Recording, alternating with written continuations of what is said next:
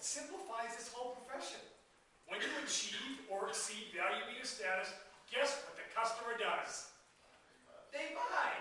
And when they don't, and when you don't achieve value meter status, guess what? It rhymes with buy, they lie. Because buyers are liars. There's some truth serum for you. Well, I shouldn't say they all are, but you talk to most buyers, they'll say they have their 4 or 5 pat lies that they give. And all they're trying to tell a salesperson, when they give an objection, they sometimes lie. All they're trying to indirectly tell that sales professional without telling that sales professional is you just didn't achieve my value meter. That's it. But the better the relationship is, sometimes the harder it is for a buyer to do what? Say no. So they come up with these unbelievable excuses. And something fascinating starts to happen in a meeting, in a sales and a client meeting. The client starts selling the salesperson, and the salesperson becomes the buyer. It's a phenomenal thing that happens.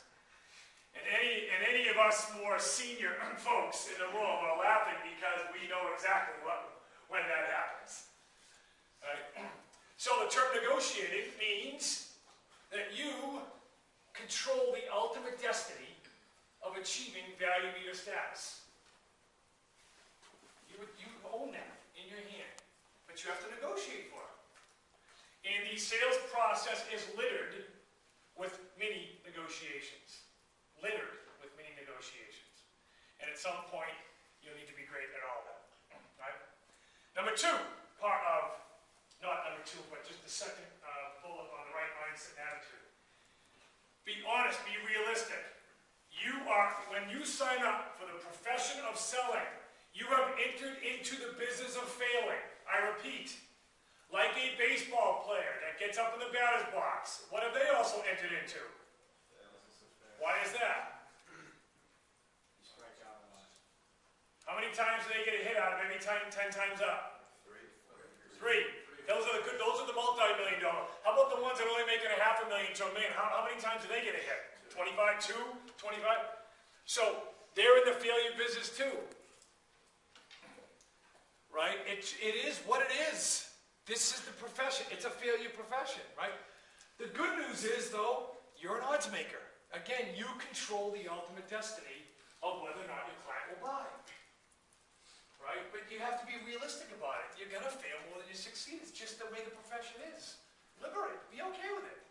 I'd rather have somebody tell you that now than getting into it and like coming back to me and say, why didn't you tell me this profession was going to be Betty Buzzkill?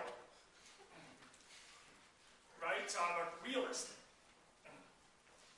So therefore, celebrate many wins. Every day in this profession, you can have 9, 10, 11, 12, 15 mini wins. Celebrate all of that. Because allow that to get you motivated. Allow that to be all you care about. Don't worry about whether people buy from you. Just worry about many wins. Do I have a referral? Did I get a meeting? Did I meet with a decision maker? Did I qualify an opportunity? Did I present my value proposition? Did I submit a proposal? Did I get the real objection on the table? Did I negotiate a tough objection? Did I secure a follow-up meeting? The list is endless. That's just a short list. Know what many wins are and rally around them every day in this profession. And you will just love it. Every day is a great day. Nobody might buy from you for 2 weeks, and every day is a great day. Because you're winning yourself to death. Right? If you worry too much about the outcomes, not good in this profession. Worry about the journey, not the outcome. There's 2 great attributes that I seem to see in all great salespeople out of that. Number 1, they're sort of silent assassins. You would never think of them in sales. They're not bubbly, they're just very smart, and just the way they ask questions, and they have this air of confidence, and they just don't, they care, but they don't care. It's this unbelievable attitude they have. And again, part of that is they don't care, and you can't care too much. Because if all you care about is making the sale, who's going to feel the pressure of that? The buyer and yourself. That is a hot front and a cold front coming together. Okay? Next, what increases our odds? Our ability, it's simple. Our ability or inability to communicate. Period. getting into professional selling, and Dad says, welcome to the business of failing. And you look at Dad and say, I know it's failing, but I'm an odds maker. I went and saw this geek from Boston that looks like Ray Romano. He said, right, he said, you're in the odds business. And I think he's right, I am in the odds business. And you know what he said? The number one thing it's going to take for me to be great and impact my odds? A couple of percentage points to my direction. So instead of only failing 75% of the time, I fail 71% of the time. Ow! Right? Woo! Right? Is our ability or inability to communicate. Whether it's communicating on email, on the phone, live chat, can I ask questions? Do I know how to communicate my value proposition? Do I know how to communicate to an objective? Every one of those things has one common denominator. Can you learn how to communicate?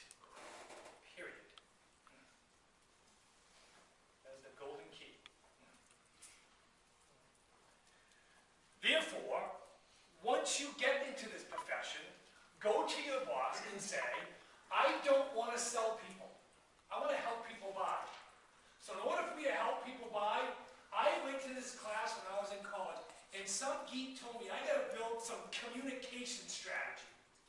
Because I want to be seen as just an educator and a communication specialist in front of my friend. I don't want to be seen as that dirtball scumbag salesperson everybody has a negative connotation about. I just want to learn how to go in the marketplace and communicate effectively. So I have to develop my communication strategy. Now, are there semantics involved in this? Yeah. But it's part of mindset. What's my communication strategy? To get a meeting with people. What's my communication strategy? To manage a conversation. What's my communication strategy? To ask strategic questions. What's my communication strategy? To ask tactical questions. What's my communication strategy about the strategic parts of my value proposition? What's my communication strategy for the tactical side of my value proposition? How do I ask for follow-up meetings? What's my communication strategy? How do I offer VBRs, otherwise known as valid business reasons? Anybody overwhelmed yet? It's the same. Communicate, communicate, communicate, communicate. People don't want to be sold, but they love to buy. How many women have gone to a dress, gone to a mall, come out after buying this gorgeous dress, they run home to their friend, their mother and father, and say, I got sold a dress! I got sold a dress! Or they come home, they walk through the door, and they go, I bought this beautiful dress. Which way do they do it? We all want to, all of us as consumers want to feel like we bought. How many of you love the feeling of being sold? Raise your hand in the room. Love it. Oh, a great feeling. So we all want to feel like we bought something. Whether it's a business or a consumer decision, we want to go to our friends, look at the social media. We want to share that we bought something. We may not like it, i.e. why you see a negative review on this, but I bought it. Nobody's sold it nothing. Right? Now in reality, I probably did a little bit, but it's okay. But that's our mindset. So let's rally around that. And last but not least, be courageous. Liberate yourself. Have fun. We're not saving lives. It's professional selling, otherwise known as communication specialist. Anybody have any questions on topic number 1? 2, understand and manage your business. You have to understand before you ever, your first day in sales, your first week in sales, for those that choose the profession, you have to go to your boss and say, before I even do anything about reaching out to a client, before I do any email, outbound call, I need to understand my base of opportunity. What is my business? Is it a territory? Is it a geographic? What's the lay of the land? Why? Because I got to prioritize. What is the most valuable asset and commodity to me as a human being? No, it's backwards. Time. As a professional salesperson, time is everything to me. I want to feel like I can be productive in a 6-hour day. I don't need to work 20 hours a day. 6 hours I can be productive if I manage my time appropriately enough. And the only way I can manage my time appropriately enough is I have to understand the landscape of my business opportunities and make business decisions. Because as a salesperson, you know who you work for? What's your name? Chad. What's your last name? Cool. Chad Cole Incorporated. That's what your company name. No matter who you work for, it's Chad Cole Incorporated. Right, what's your name? David Mansfield. David Mansfield Incorporated. When you're in sales, I don't care what your business card says. You're in business for yourself. You're the CEO, you're the CFO, you're the CFO. Right? And so part of that means I gotta understand my business. Right? So a real simple example of how to manage a business is typically you're gonna have a set of clients that you're given, typically, not always. Next, you're gonna want to develop prospects. You've heard the term prospect before, I gather. And I define prospect as you have to have a meeting. You don't have a meeting with somebody, they are not a viable prospect. I repeat, there's no meeting. This is my French accent. Is it French? I don't know. There's no meeting, no prospect. There's no meeting, no prospect. Meeting, prospect. Because meeting means I'm interested. That's the first buying signal and the last buying signal.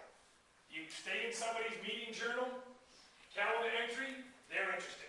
The second they tell you that, no, we don't need to meet anymore, what are they trying to tell you about time? Right? The meeting is the sale. The meeting is the sale. That's what gets you excited, getting the meetings. So that defines a prospect. Then you have suspects in universe. Universe is everybody else. It's that overwhelming list of 300, 400 other opportunities in your business base that at some point you are going to get to and you have to prioritize.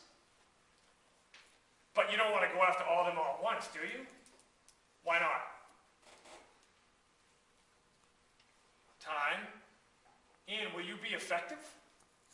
What does your clients and prospect deserve from all of you who decide to get in this profession? What do they deserve from you? I'll use a grading system analogy. A+, A, or worst case, A- from you. Right? If it's an A+, then how is it possible for you to reach out to 200 folks at the same time and give them the A+ of you? Impossible. So you want to take a short list of folks in the universe and say, they're getting the best of me for a couple days. These 10 or these 15, they're getting the A+. I'm going to give them my best effort. All the rest, you can wait. I'll get to you guys in a few minutes, in a few weeks. But I'm only going to work on these 10 now. Those are what I call my suspects. My top suspects. And that's an example of how you can manage your business and how critical every decision you make in this, how significant that will impact your ability to be successful. Any questions on that? Number 3, your email, digital, social, and networking skills. Which all gets back to what theme? You're brilliant.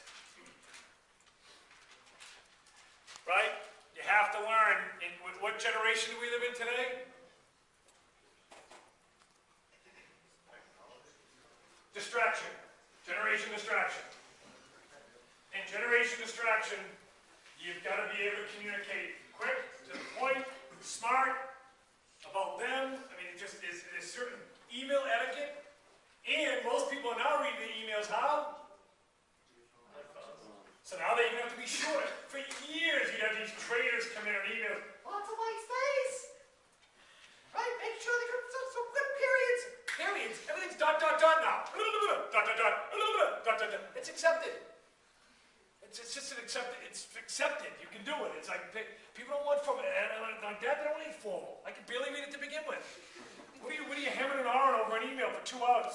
Should I put the T there or should I put it over here? The recipient doesn't care anymore. It's just, hey, I'm as old school as you'll ever get. It don't matter anymore. Right? 90% of people are going to be reading that sucker on this little device. So we have to worry about the apostrophes and the paragraphs, whether or not we indented well. It's a whole new generation, folks. I'm having to adapt to it as well. Does anyone want to play devil's advocate to that? Because we old school people, myself, it took a while for me. It was like,